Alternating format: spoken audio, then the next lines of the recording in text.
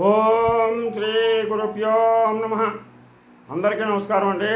ఈరోజు మనం ఐశ్వర్య యోగం శ్రీ లలితా అమ్మవారి యొక్క 24వ నామాన్ని గురించి మనం ఆ నామం యొక్క మహిమ, అలాగే ఆ నామం యొక్క ఫలితం పఠించడం వల్ల మనకు కలిగేటువంటి ఫలితాన్ని గురించి మనం తెలుసుకుందాం. ముందుగా గణేశ ప్రార్థన. శుక్లాంబరధరం విష్ణు శశివర్ణం చతుర్భుజం ప్రసన్నవదనం ధ్యాయేత్ సర్వవిఘ్నోపశాంతయే. గురుబ్రహ్మ గురుర్విష్ణు గురుర్దేవో మహేశ్వరః గురు సాక్షాత్ పరబ్రహ్మ తస్మై శ్రీ గురవే నమః. ఓం ఐం హ్రీం శ్రీం శ్రీ మాత్రే నమః. ఓం ఐం హ్రీం శ్రీం శ్రీ మాత్రే నమః. ఓం ఐం హ్రీం శ్రీం శ్రీ మాత్రే నమః. హరి ఓం.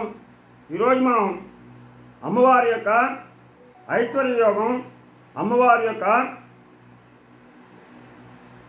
24వ నామం, 24వ నామాన్ని గురించి తెలుసుకుందాం మనం. ఓం నవవిద్రుమబింబ శ్రీ న్యక్కారీనత్నత్తదాయై నమః.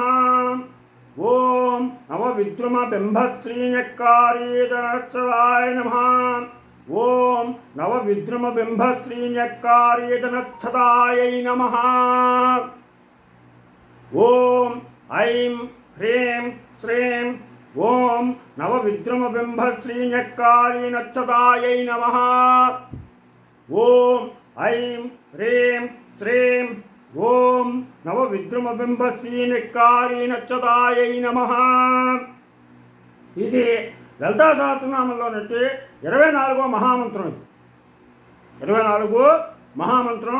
ఈ నామమంత్రంలో గాయత్రి దేవి అనుష్ఠానంలోని 24 ముద్రలు కూడా దీంట్లో ఇమిడి ఉన్నాయి. చాలా అత్యంత ఫలప్రదమైనది. 24 గాయత్రి మంత్రంలో ఉన్నటువంటి 24 ముద్రలు కూడా దీనిలో ఉన్నాయి. అంతర్లీనంగా విద్రుమ అంటే పగడం, విద్రుమ అంటే పగడం, నవవిద్రుమ అంటే అప్పుడే పండిన పగడం. దీనిలో చాలా శోభ ఉంటుంది, చూచిన వారిని ఆకర్షించే లక్షణం ఉంటుంది. బింబం అంటే దొండపండు, నవబింబం అంటే అప్పుడే పండినటువంటి దొండపండు. ఇది చాలా ఎర్రగా అందంగా ఉంటుంది దొండపండు. అమ్మవారి పెదవులు పగడాలను కూడా తిరస్కరించే ఎర్రని రంగుతో ఉన్నాయి. దొండపండు ఎర్రదనాన్ని కూడా కించపరిచేలా ఎర్రగా ఉన్న అమ్మవారి యొక్క పదాలు. అది ఈ పెదవులను దొండపండుతో అలాగే పగడంతో పోల్చడంలో యోగ జ్యోతిష్యపరమైనటువంటి అర్థాలు ఉన్నాయి. చిలుకలు దొండపండు తింటే మాట్లాడతాయని ప్రతీతి. వేదం అనేది చిలుక అయితే అక్షరాలు దొండపండు. వేదం అనేటువంటిది చిలుకైతే అక్షరాలు దొండపండు. ఈ రెండు అమ్మవారి పై పెదవి కింద పెదవి వీటిని తదేక దృష్టితో చూస్తూ ధ్యానిస్తే వేద మంత్రజ్ఞానం కలుగుతుంది. మనకి వేద మంత్రజ్ఞానం కలగాలి అన్నంటే అమ్మవారి యొక్క పై పెదవి కింద పెదవి చూసి మనం దర్శనం చేసుకుని నమస్కారం చేసుకుంటే మనకి వేద మంత్రజ్ఞానం అలవడుతుంది. అందుకని అమ్మవారి యొక్క పై పదవి కింది పదవి తదేకంగా చూసి ధ్యానం చేస్తూ ఆ అమ్మవారిని కనుక మనం ధ్యానించినట్లయితే మనకి వేదం అబ్బుతుంది. అప్పుడు సాధకుడు సుకునిలాగా అవధూత అవుతాడు. ఎప్పుడైతే వేదం మనకు వచ్చిందో అప్పుడు మనం సుఖమహర్షిలాగా మనం అవధూత అవుతాం. పగడం కుజునికి ప్రతీకరమైనది. ఈ పగడం చూసావా, ఇది కుజుడికి బాగా ఇష్టం. కుజదోష నివారణకు ఇది చాలా ఉపయోగపడుతుంది. కుజదోషం ఎవరికైనా ఉన్నట్లయితే వాళ్ళు పగడాన్ని కనుక ధరించినట్లయితే ఆ కుజదోషం కొంతమేర నివృత్తి అవుతుంది. అలాగే ఇది చిలక ముక్కులాగా దొండపండులాగా ఉంటుంది. ఇది ఎలా ఉంటుంది అంటే ఏ రంగులో ఉంటుంది అంటే దొండపండు రంగులో ఉంటుంది.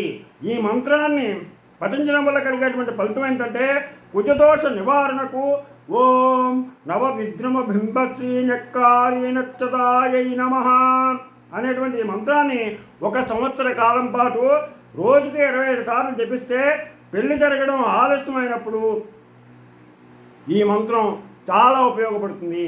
అలాగే పెళ్లి కావడం ఆలస్యం అయితే కనుక 41 రోజులు మనకి 108 సార్లు చొప్పున పెళ్ళి కనుక అవ్వనటువంటి వాళ్ళు ఈ మంత్రాన్ని జపించినట్లయితే సత్వర వివాహం జరుగుతుంది. అలాగే కొందరికి అక్షరాలు సరిగ్గా పలకవు, నెత్తంటూ ఉంటాం. వాళ్ళు ఈ మంత్రాన్ని రోజు 11 సార్లు కనుక పఠించినట్లయితే అమ్మవారు స్పష్టంగా పలికేటువంటి శక్తిని కలగజేస్తుంది.